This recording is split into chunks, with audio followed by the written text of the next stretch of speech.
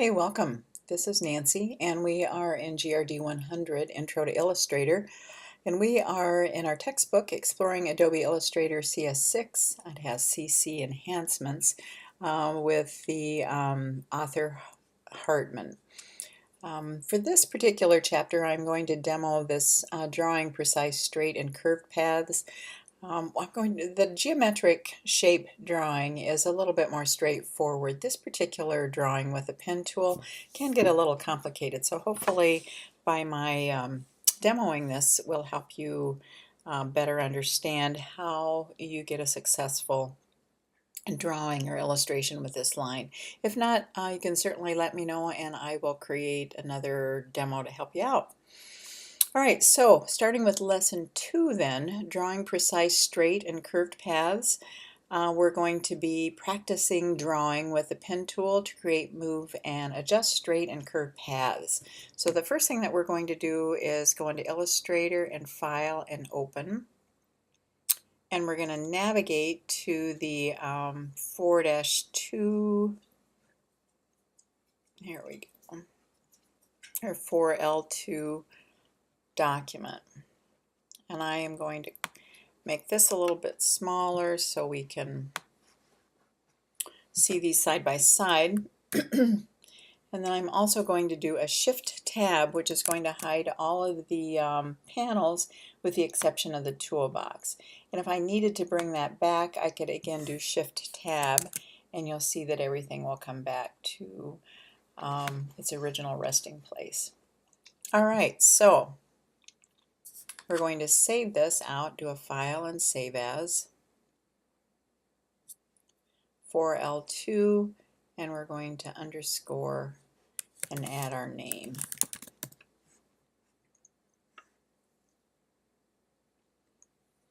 All right, now we want to select the default fill and stroke option in the Tools panel, making the fill area white and the stroke area black. So if you look at your Tools panel, mine is already fill with white and stroke with black. But if you look at this little button down in the left-hand corner, if yours is not, this is how you get back to that default color. And you can also either click on it or hit D, and that will change your colors to the default colors. Now we're going to click on the fill box, which is the white one, to activate it. And then we're going to choose the None option to indicate no color for the fill. We're going to click here for None. If you've drawn with the pen tool before, you know how that can obscure your drawing if you do have a fill color in it. That was my dog, by the way, not me. If you heard him, yeah, if you heard him belching in the background, whatever, this Sunday morning. All right. So we are now going to start with the straight lines, and we want to zoom in close on the first quadrant of the lesson template labeled straight paths.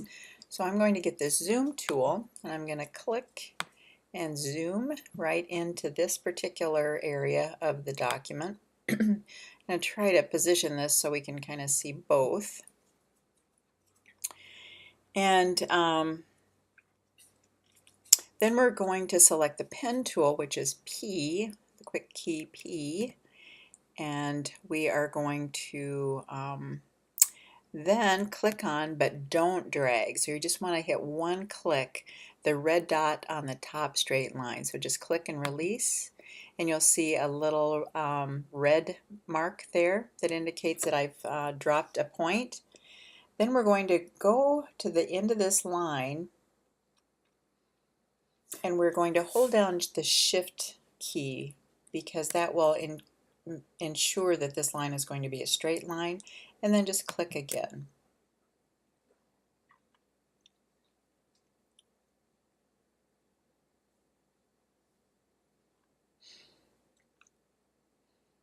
All right, and we finished that out, so I am going to hit a Command and click.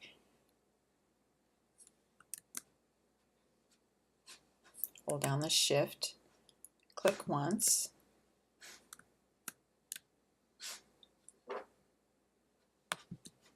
and there we go.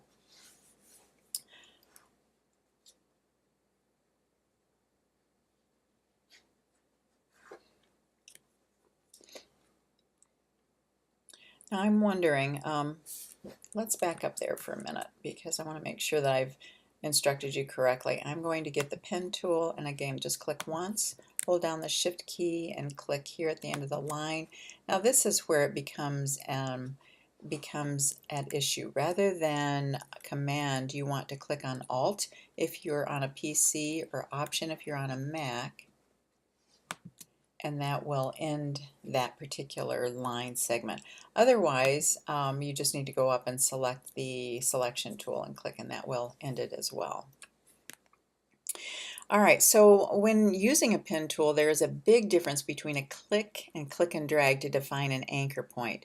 To create straight lines, just like we just did, you want to just click once to make the point. And if direction lines appear, you've accidentally drug or dragged with a pen tool. So for example, this is just a dropping it once, but if I were to come over here and click and accidentally drag it, you'll see these direction lines, which is not what we want for a straight line.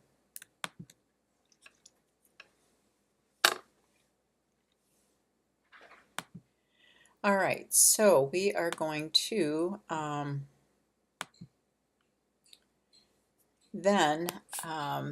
going to edit, undo, Command or Control Z to get rid of that line. The click and drag action is used to make curves, and at the first point you draw will not be visible until you click a second anchor point. It takes 2 anchor points to create a complete line segment, which is what we did here.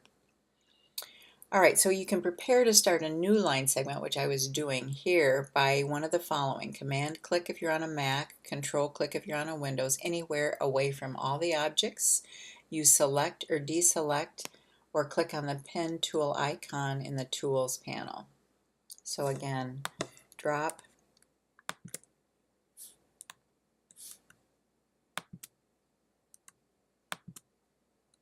and you can do a command. I also do an Alt or Option, or you can just go back to your selection tool.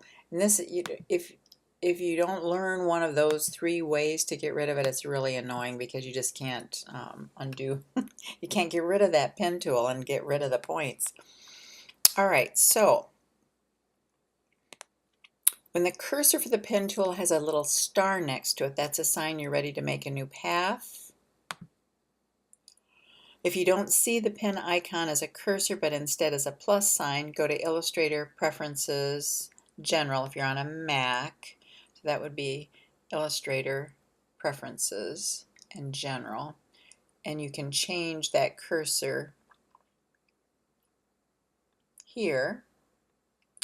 Or if you're on a PC, you can go to Edit, Preferences, and General to do the same action. All right, so we're going to practice making another straight line segment under the first one we just created. To do that, just click once at the left, then move the pen tool to the right several inches and click again. And remember, if you hold down the shift key, that's going to guarantee an absolutely straight line. If you hit the Command or the Option Alt key and click away from that line, that will bring you back to a new line segment. Command or Control if you're on a PC.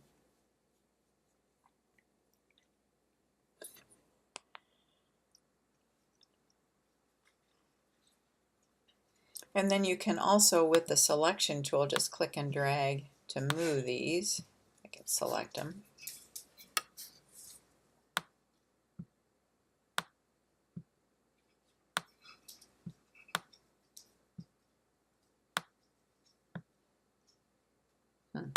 Doesn't make it real easy to do without selecting it first. How interesting is that? If you guys have the same problem moving it, that's going to be frustrating. All right, so I'm trying to stay away from grabbing these endpoints. So first we're going to select it. But if I drag these endpoints, and it's going to change the shape, it's going to somehow transform it. So instead I want to just move it. I don't want to transform it. I'm moving it now with the arrow keys on my keyboard. That seems to be a more productive way to do it right now. So there you go. All right, and you want to press and hold Command if you're on a Mac or Control if you're on a Windows to toggle to the selection tool. So again, that toggles to the selection tool. Click on this, we can select it, and we can also click and drag it. If you let go of the Command or Control key, that automatically brings you back to the pen tool. Otherwise, you can click and drag. Okay.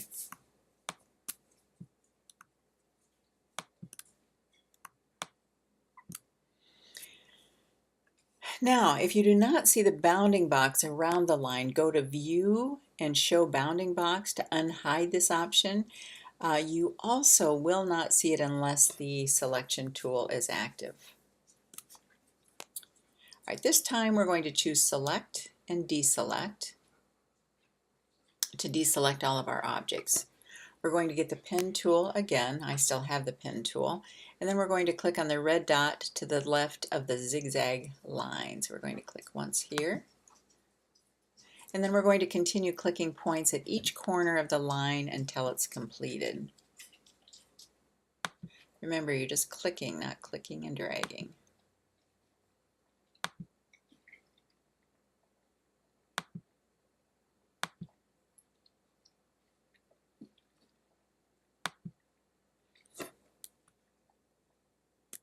There we go.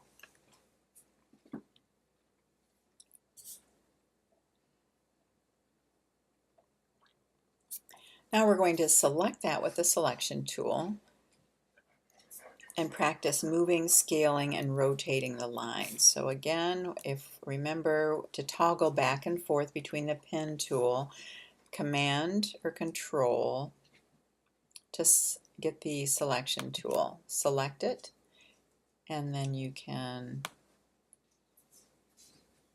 scale it. You can move it.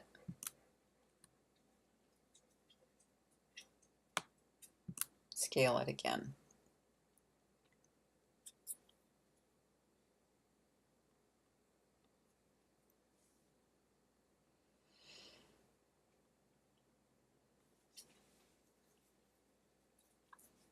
All right, and then you're going to want to choose or create this nice little illustration as well.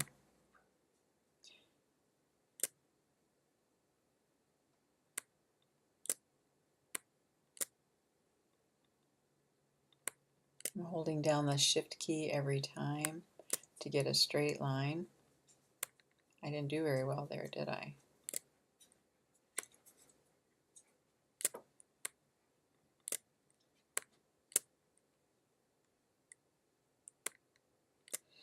And the pen tool, it can be quite frustrating when you're first learning it, but overall it's really the one that works the best if you have some quite intricate or detailed illustration to create. Now you'll see that I got that point off. Well, a few of them I got off. So one of the ways that I edit these lines is to get the direct selection tool. For example here, I wished I would have put this down a little bit. So I'm going to get the white or the direct selection tool. I'm going to click and drag an imaginary selection rectangle around those 2 points. And then I'm just going to arrow them down to get them better positioned where I want them to be. The same with this one.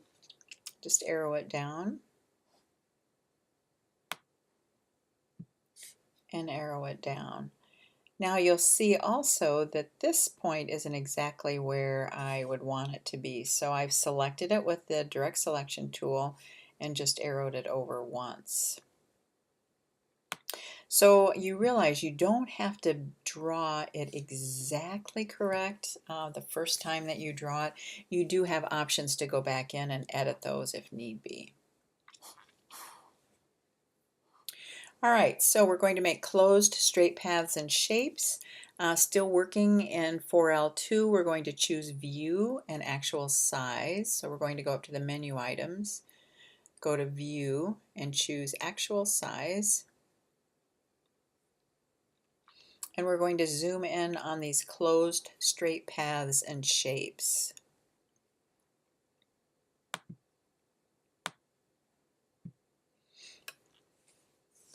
And again, we're going to get the pen tool.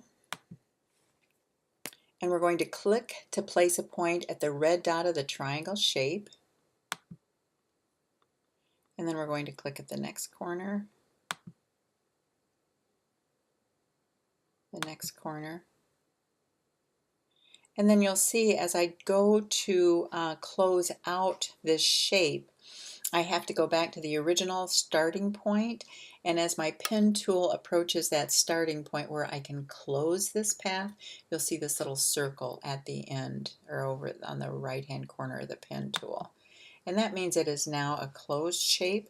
There's a lot of advantages to closed shapes. That means that you control where the color is going to go in your shape. It's not that you can't add a fill color if you don't close a shape, but then the computer determines where it is that's going to send the color in this manner. So for example, I'll just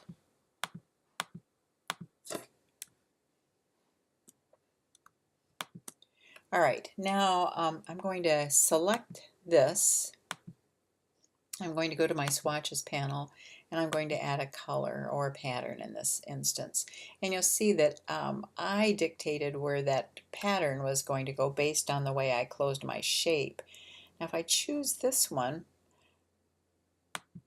you see that I don't have the control over where the pattern starts and ends. The computer does with an open path. So if you're planning on, I can't stress this enough, if you're planning on adding color or a pattern inside a particular shape or illustration, make sure you draw with closed paths or shapes. Okay?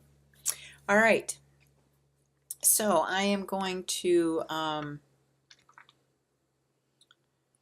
start out here. Let's see.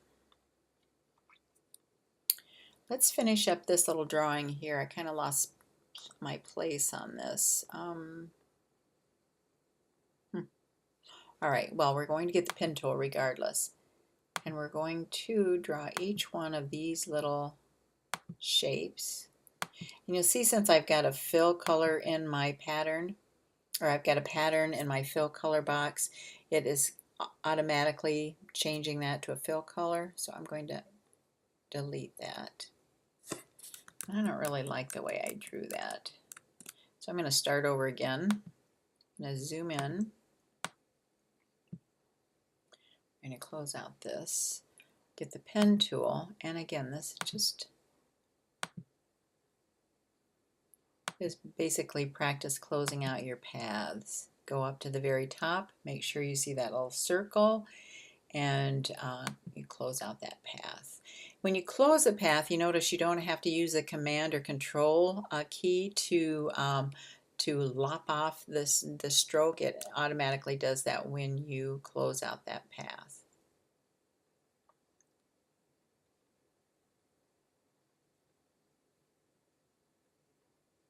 Okay, and there we go.